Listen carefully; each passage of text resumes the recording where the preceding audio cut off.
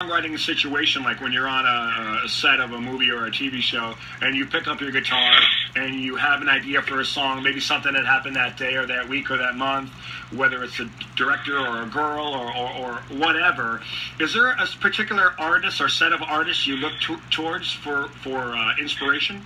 Or just in general, what are that, like the two or three artists that you lean on? Well, I think, it's not... songwriting, I think, for me at least, is a really personal thing, and so I don't really lean on an artist for that as much as I do a sound. So, for instance, the band is the warmth of their music and the way that they sound together. That's something I would certainly like to accomplish in the arrangements that we do for making a record and even for playing live. Right. Right. And often I'll be listening to a song which will trigger a memory of me, for me, and that'll start me writing something. But at that point, I start to kind of go on my own, and at that point, it starts to become much more lyrically based than musically. In many songs, I'll write to the same melody, and it won't be till I get with Jude that we'll actually start to readjust the melody or the story, just for variety's sake, and so that's where having a partner for me has always been really, really helpful. Well, growing up in California and in Canada, what were some of the types of music that made you put an eye towards maybe eventually picking up a guitar and learning it and learning the craft and writing songs? Well, they're as varied as anything. I mean, in the neighborhood where I grew up in Toronto, if you didn't listen to Rush or Gordon Lightfoot, you got your ass kicked. and I knew I was never going to be able to sing a song like Get It Me. I mean, you'd find me dead on the floor if I ever tried to hit one of those high notes that he manages to hit. But I really fell in love with Gordon Lightfoot, like by the time I was 8 or 9 years old.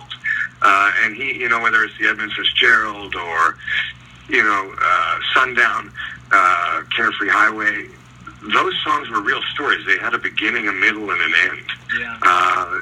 Johnny Cash, Waylon Jennings, Merle Haggard, all those guys did the same stuff, where they told stories that had a beginning, a middle, and an end, and I really reacted to that. And so when I started writing, it was just naturally where I went.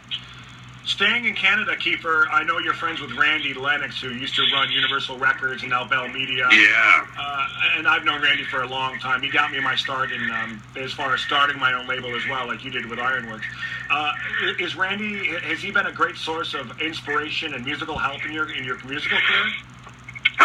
He's been a great friend. I mean, I've never done any music, my music with Universal. I ended up going with Warner Nashville, and where I've had an amazing experience. But obviously, Randy has seen so much, and so if there's any advice to be had, that is one of the first friends that I'll call. Do you think this is a good idea, or do you think this tour would be smarter? Should we play in Europe versus the States, or anything like that? I really do pick his brain, but he's moved on. He's now the head of Bell Entertainment in Canada, which is the largest entertainment conglomerate. So he's busy. He actually ends up picking my brains more about whether or not I think a script is any good or something like that. So it's a shared friendship for information. Yeah, he's always been the kind of guy that returns my emails same day, returns my calls the same day. I have very close to my heart, Randy Lennox is. He's a badass. But you talked about acting being your first love, Kiefer. I mean, you've been in some incredible movies and some incredible TV shows. I mean, Thank you. My favorite is 24. I just love the character of Jack Bauer. How often do you get approached in the street, people bugging you about doing more 24? People really did like the show, and I loved making it. So I was so fortunate with that. I mean, that show changed my life, and certainly as an actor, and I benefited greatly from it. People really, really liked the show. So that there were some people come up to me, and they would like to see more of it. Me, I was just glad to have had the opportunity to be a part of it. It was one of the kind of luckiest things that ever happened to me. Yeah, what's more weirder for you, Kiefer, seeing yourself on TV or on a screen, or hearing your music on the radio? Well,